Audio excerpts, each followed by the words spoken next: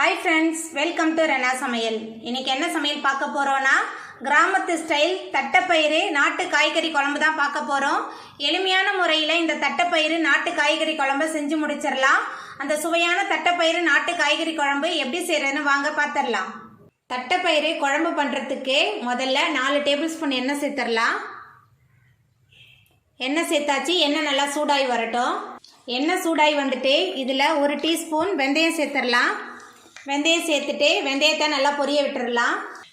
வெந்தயம் சேர்த்து வெந்தயம் நல்லா பொரிய ஆரம்பிச்சிருச்சு. இப்போ இதில் 15 போல் சின்ன வெங்காயம் சேர்த்துடலாம். சின்ன வெங்காயத்தை சேர்த்துட்டு நல்லா வதக்கிடலாம். சின்ன வெங்காயம் நல்லா வதங்கி வந்துருச்சு. இப்போ இதில் 15 பல் பூண்டு சேர்த்துடலாம். அதுக்கப்புறமா கொஞ்சமாக கருவேப்பிலை சேர்த்துக்கலாம். 2 தக்காளி பழத்தை பொடியாக நறுக்கி வச்சுருக்கேன். தக்காளி பழம் சேர்த்துடலாம்.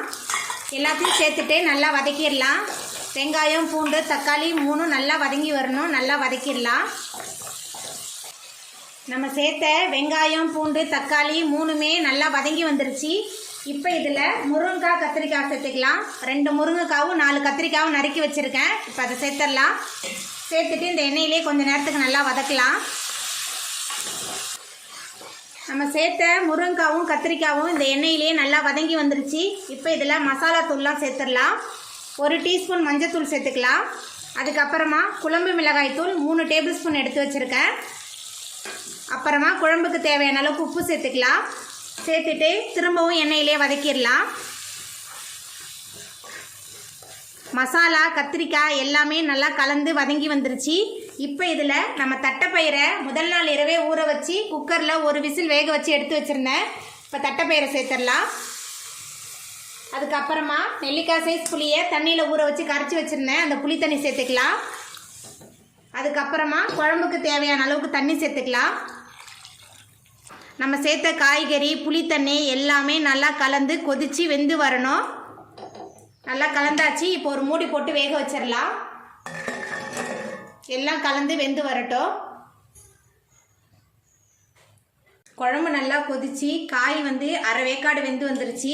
இப்போ இதில் பாதி போல் மாங்காவை நறுக்கி வச்சுருக்கேன். இப்போ மாங்காய் சேர்த்துடலாம். மாங்காய் சேர்த்துட்டு ஒரு 5 நிமிஷத்துக்கு கொதிக்க விடலாம். எல்லாம் கலந்து வெந்து வரட்டும். பாருங்கள், நம்மளோட குழம்பு நல்லா கொதிச்சு எண்ணெயெல்லாம் நல்லா பிரிஞ்சு மேலே வந்துருச்சு. காயும் நல்லா வெந்து வந்துட்டு பாருங்கள்.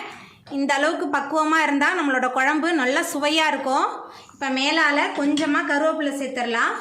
கருவேப்பிலை சேர்த்துட்டு நம்ம அடுப்பை ஆஃப் பண்ணிடலாம். அவ்வளோதாங்க, நம்மளோட தட்டைப்பயிறு நாட்டு காய்கறி குழம்பு ரொம்ப சூப்பராக ரெடி ஆகிட்டு.